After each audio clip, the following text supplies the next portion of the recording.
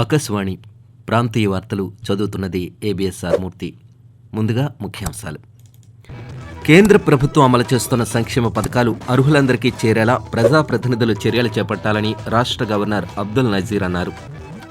Voter జాబితా సవరణ ప్రక్రియను వేగవంతం చేయాలని రాష్ట్ర ప్రధాన ఎన్నికల అధికారి ముఖేష్ కుమార్ మీనా అధికారులను ఆదేశించారు.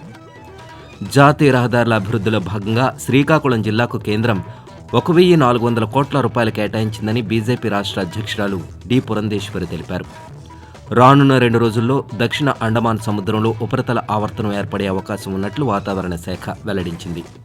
ప్రధానమంత్రి నరేంద్ర మోదీ మన్ కీ బాత్ మనసులోన్న మాట కార్యక్రమం 107వ సంచిక ఈ ఆదివారం ప్రసారమవుతుంది.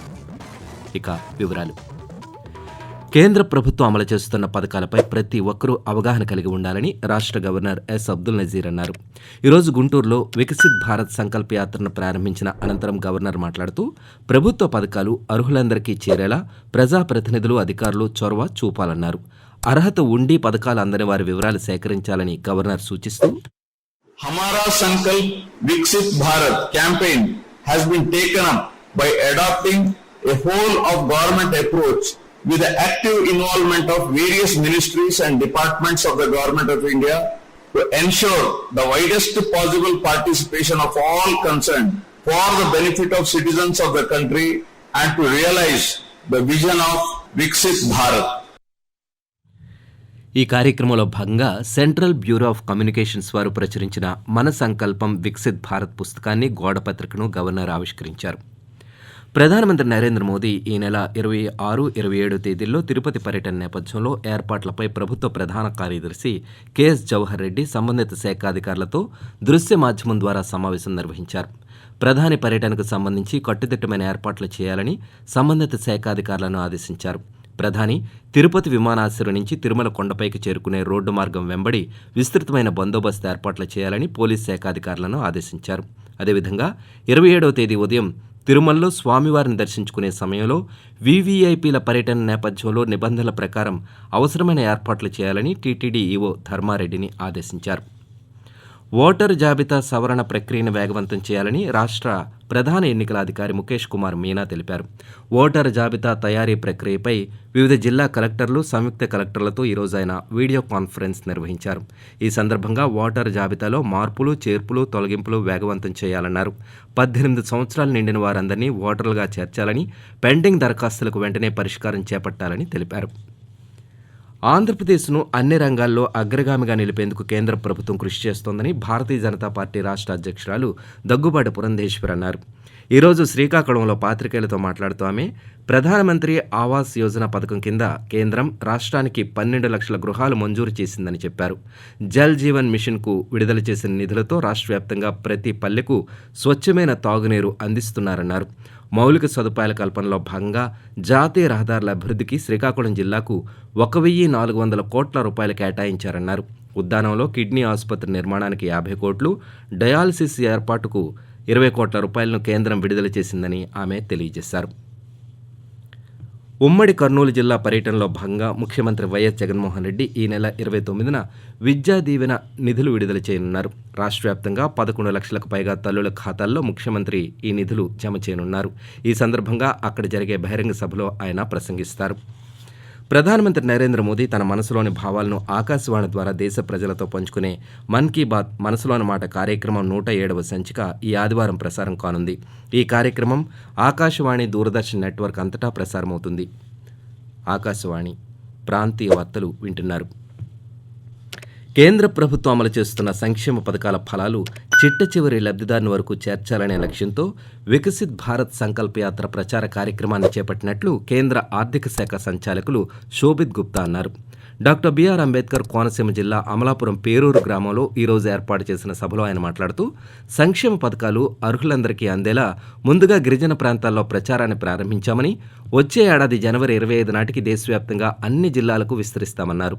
ప్రతి ప్రచార వాహనం పథకాలకు దూరంగా ఉన్న అర్హులైన లబ్ధిదారులను గుర్తించి వారికి వాటిని అందేలా చూస్తుందని తెలుపుతూ भारत को 2047 तक हमें विकसित बनाना है और उसको बनाने के लिए सबसे ज़्यादा ज़रूरी है कि सारे जितने भी हमारे भाई बहन हैं और जो पब्लिक है उन तक ये स्कीम्स के जो गवर्नमेंट ऑफ इंडिया चला रही है उनके सारे बेनिफिट्स पहुंचे। तो उसी के रिस्पेक्ट में ये एक अवेयरनेस कम सैचुरेशन प्रोग्राम है। अवेयरनेस घर घर तक पहुंचाई जाएगी और साथ ही साथ जो स्कीम्स चल रही हैं उनके बारे में लोगों को इसमें इंक्लूड करके और उनसे अगर किसी ने नहीं उसका बेनिफिट लिया है तो उनको पहुंचाना है।